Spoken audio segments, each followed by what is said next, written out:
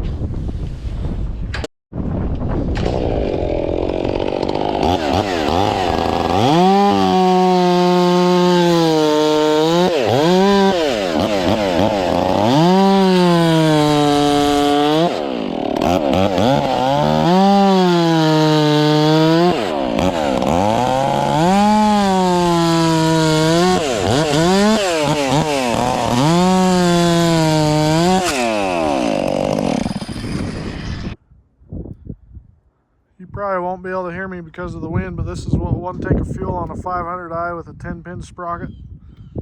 20-inch bar, 3/8 chain, 050, skip tooth dukes. I ended up throwing the chain twice today. Thought I had it tight enough, but I think that 10 pin's putting too much heat into the bar.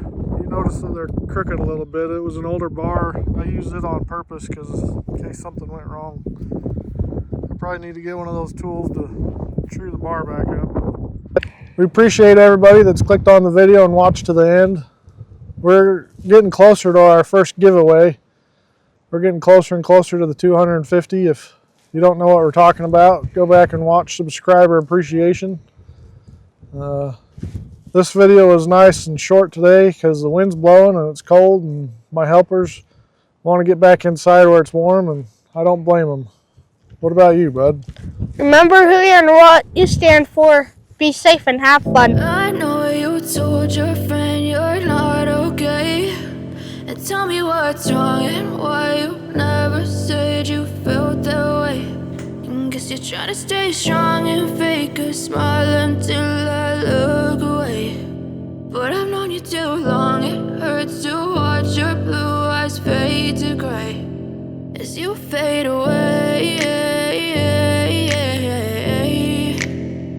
as you fade away.